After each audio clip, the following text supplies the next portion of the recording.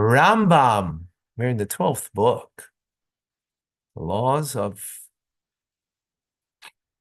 business law, actually. Interesting. We're doing business law. And fortunately, I got a laws of mechira, laws of sales and acquisitions. Okay. Metra Andrew. You know what a metra is? It means lawyer in French here. Oh yeah. Yeah. So I'm going to call you metra.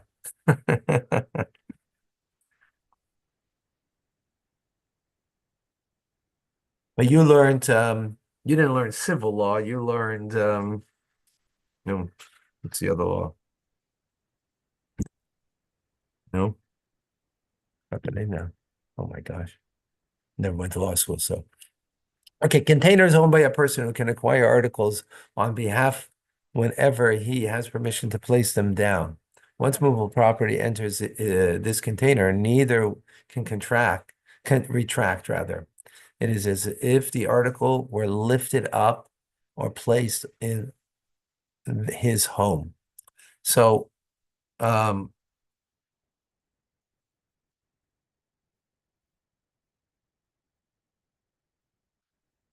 so containers that are owned by a person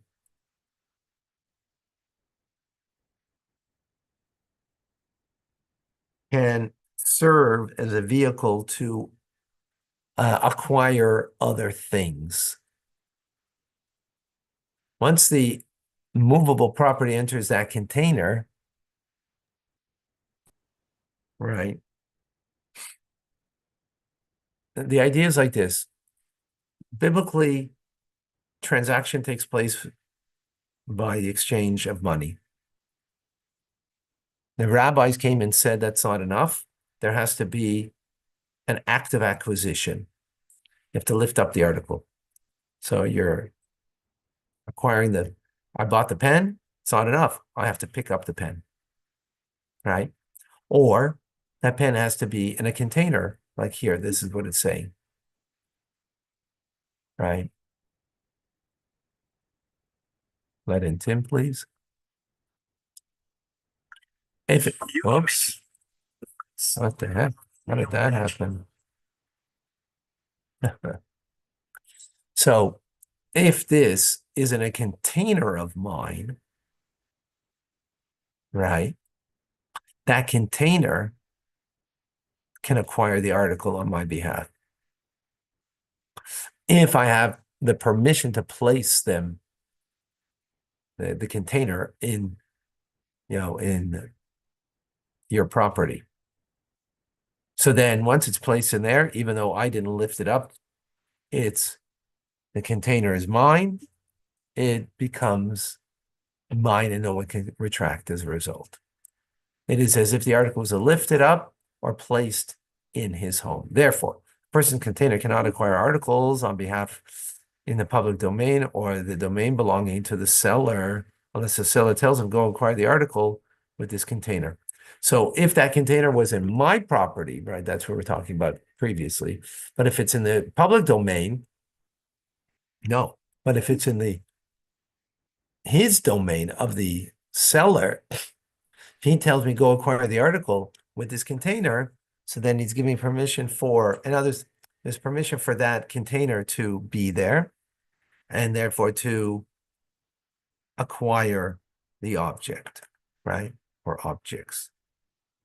Similarly, if the purchaser first acquired the container and lifted it up, and afterwards placed it down in a domain of the seller and brought produce and bought produce from him, once the produce is placed in the container, he acquires it. Since the seller derives satisfaction from selling the container, he does not object to the container being placed on his domain.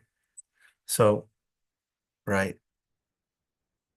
So I bought from the seller a big vat, right? So he's happy that I did that because he did business, right? So now he doesn't have to tell me go acquire it because he's happy that I bought it. in order that now I'm going to buy the rest of the produce he's going to put in their produce, right? Again, the whole question is over here, when does it become legally mine? A transference, right? And as we said, you need to make, the rabbis came and said it's not enough giving the money. You have to, you have to make the act of acquisition. And we explained that because, yeah, okay, we'll leave that. So here, because I bought that container from the seller, now that it's in his domain, he's happy with that. So because he derives satisfaction, therefore it can be placed in his domain. And the moment that he puts in, let's say, the produce that I'm purchasing from him, it's acquired.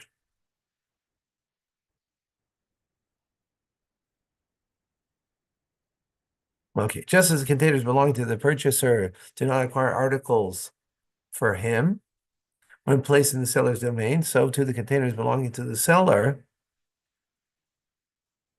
do not require articles for the purchaser, even when they are within the purchaser's domain. So if I came with containers, right, belonging to me to go into the seller's domain, then it doesn't acquire, I don't acquire just, right, unless he says use it as, right? There has to be, the whole point over here is there has to be what's called Gemir Das. There has to be a completion of an awareness on both parties that makes the act of acquisition final, right? Final meaning that you can't retract after that, right? That's the point over here.